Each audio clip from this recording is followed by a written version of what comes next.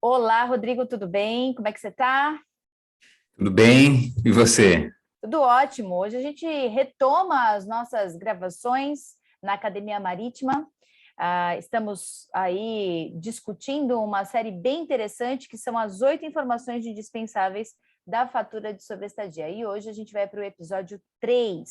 Hoje falaremos de tempo de franquia. Rodrigo, por que é tão fundamental esse tipo de informação na fatura de sobreestadia? Bateu na porta e essa informação vai ter que estar evidente, né?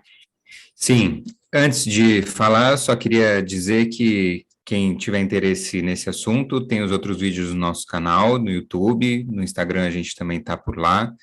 Se você tem interesse, considere em se inscrever, né?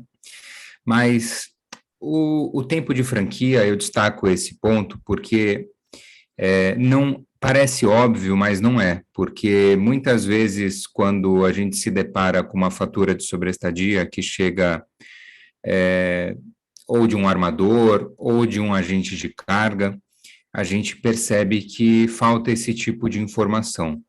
E isso é importante no mesmo sentido que a gente veio falando das outras vezes, porque a pessoa precisa saber exatamente o que foi praticado. Não adianta apresentar um valor ao final da fatura e não se saber como se chegou a esse valor.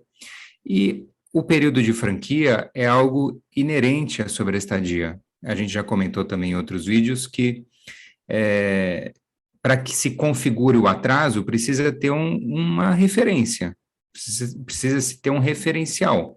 Então, o referencial é justamente o período de franquia. Para eu saber quando se iniciou o atraso, quando começou o atraso, que é um sinônimo de sobreestadia, vamos colocar assim, é a essência da sobreestadia, é o atraso na devolução do container, seja ele no momento do embarque, na origem, ou seja, ele no momento da descarga em que você está devolvendo o container propriamente dito, você precisa ter o referencial. Então, quando você vai buscar identificar qual foi o atraso, você precisa ver o período de franquia.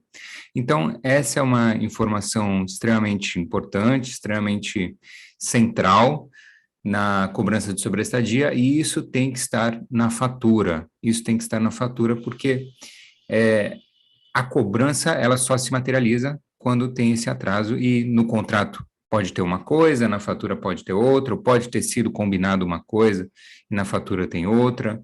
Na tabela que os armadores praticam pode ter uma informação, na cobrança ter outra também. Então, tem vários referenciais do período de franquia que que podem determinar qual que é esse prazo, esse intervalo, e se não tiver ali na fatura, a gente não vai saber exatamente o que está sendo utilizado.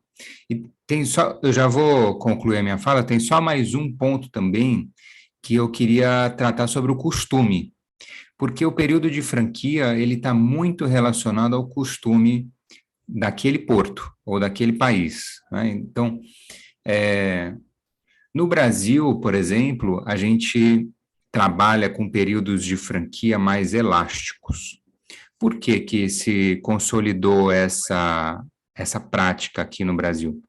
Porque a gente tem uma série de problemas estruturais do ponto de vista logístico, dos intervenientes, do desembaraço, dos órgãos intervenientes, eu quero dizer, da Receita Federal, órgãos do governo, de um modo geral, que emitem autorizações, licenças, esse tipo de coisa, e muitas vezes isso demora muito. Então, é importante a gente considerar também, quando nós estamos falando de período de franquia, nós considerarmos o costume. Por que que eu digo isso? Porque eu já vi, e você pode dizer também, Carolina, sobre isso, eu já vi cobranças de sobreestadia com períodos de franquia completamente absurdos.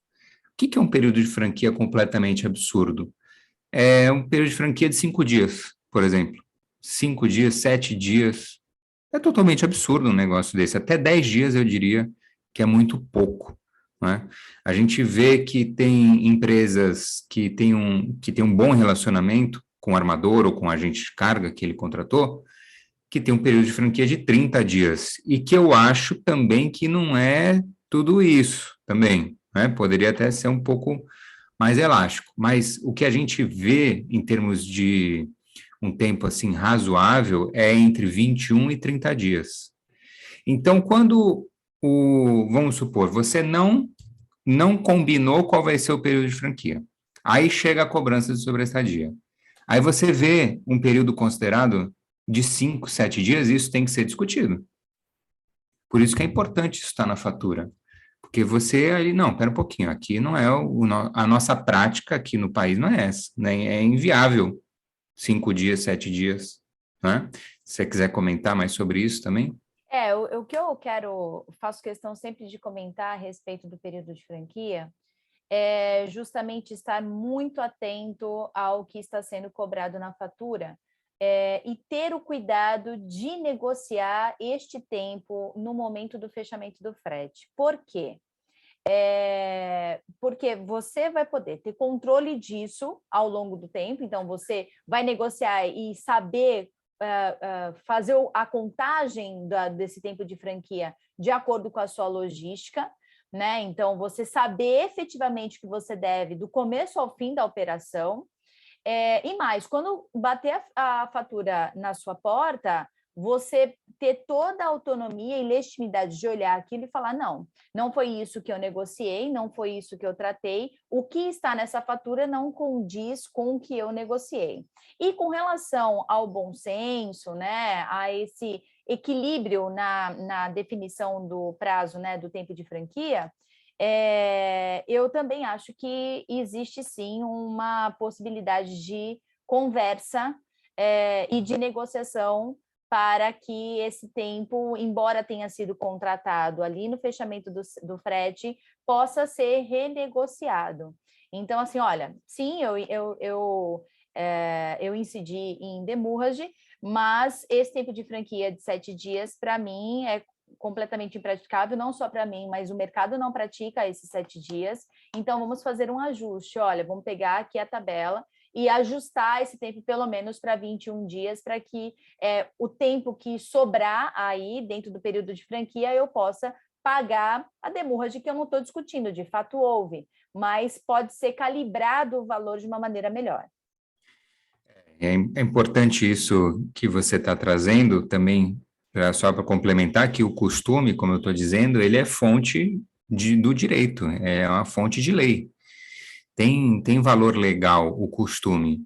Então, se no nosso costume, na nossa prática, se tem períodos de franquia maiores, eu diria, eu disse entre 21 e 30 dias, mas vamos dizer assim, uma média seria 15 dias, se a gente pegar o máximo, que seria 30 dias, e pegar o mínimo, que seria 7, né, fazer uma média aí dá mais ou menos, daria um pouco mais de 15 dias, daria uns 20 dias, né, que eu tinha falado. Então, eu acho que essa questão do costume, isso a gente tem que lutar mais mesmo pelo que é realmente a nossa realidade, a gente trabalhar dentro da nossa realidade, porque o que eu percebo é que os armadores, eles trazem a questão do costume naquele ponto que interessa a eles, né? Óbvio que, assim, cada um está defendendo o seu interesse e tá tudo certo. Mas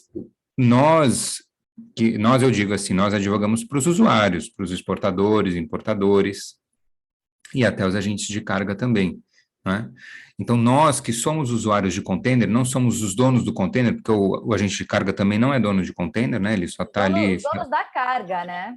Exatamente, ele está só fazendo a intermediação ali logística.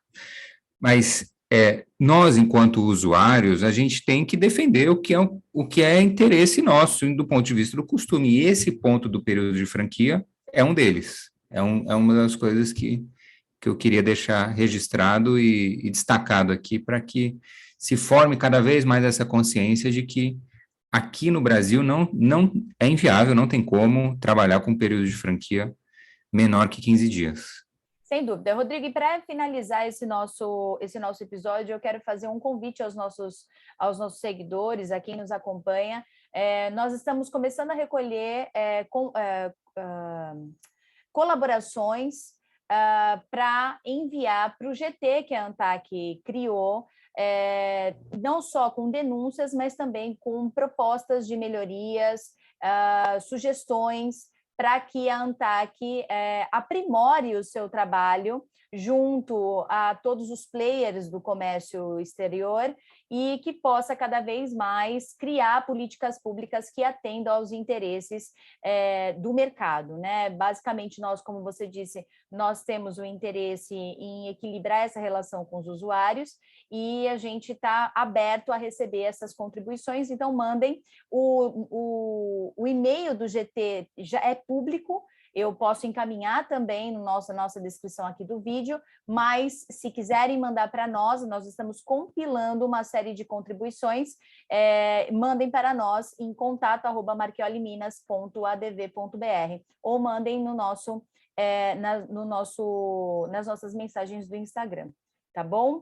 Obrigada, Rodrigo. Eu sou Carolina Marchioli, Rodrigo Marchioli aqui, trazendo sempre muito conteúdo na área de Direito Marítimo e Comércio Exterior. A gente fica por aqui, logo menos voltamos com mais um episódio da nossa série 8 informações indispensáveis da fatura de sobreestadia. Obrigada e até mais.